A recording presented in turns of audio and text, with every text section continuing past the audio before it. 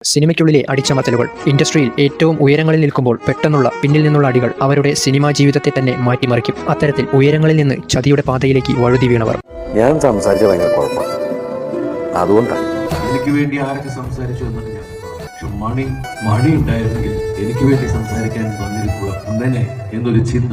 Second പ്ലേസിൽ ഹരീഷ് കണാരൻ. മിമിക്രിയിൽ നിന്ന് തുടങ്ങി കോമഡി റിയാലിറ്റി ഷോയിലൂടെ ജനശ്രദ്ധ പിടിച്ചുപറ്റി. പിന്നീട് സിനിമയിലെത്തിയ ഇദ്ദേഹം ചുരുങ്ങിയ സമയം കൊണ്ട് തന്നെ മലയാള സിനിമയിൽ ഇദ്ദേഹത്തിന്റെ സാന്നിധ്യമില്ലാത്ത സിനിമകളില്ല എന്ന തരത്തിലുള്ള വളർച്ചയായിരുന്നു. എന്നാൽ 2020 ശേഷം അദ്ദേഹത്തെ മലയാള സിനിമയിൽ അധികം കണ്ടിട്ടില്ല. ഒരു പ്രൊഡക്ഷൻ കൺട്രോളറുടെ ചതി അദ്ദേഹത്തിന്റെ സിനിമാ ജീവിതം തന്നെ മാറ്റിമറിച്ചു. സത്യം പറഞ്ഞാൽ കടം കൊടുത്ത ഒരാൾക്കാർ എനിക്ക് തിരിച്ചു തന്നില്ല.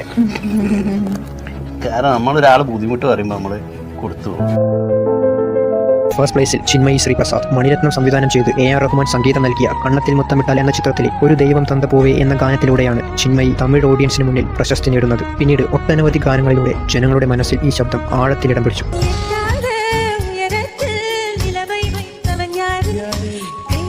എന്നാൽ ഒരു മ്യൂസിക് ഡയറക്ടറിൽ നിന്ന് തനിക്കുണ്ടായ മോശം അനുഭവം വളരെ ശക്തമായി തുറന്നടിച്ചതിന്റെ പേരിൽ വർഷങ്ങളായി തമിഴ് സിനിമയിൽ നിന്ന് ബാൻ ചെയ്യപ്പെട്ട് അവസരങ്ങൾ കുറഞ്ഞ ഗായിക. கடந்த ஒரு 5-6 ஆண்டுகளாக தமிழ் சினிமாவில் நான் சொன்ன சில உண்மைகளால் என்னை பேன் பண்ணி என்னை பாட விடாமல் வேலை செய்ய விடாமல் பண்ணி இந்த எல்லா விஷயமும் நடந்தும் என்னோட எப்படி இந்த தைரியம் வந்தது உங்களுக்கு அப்படின்னா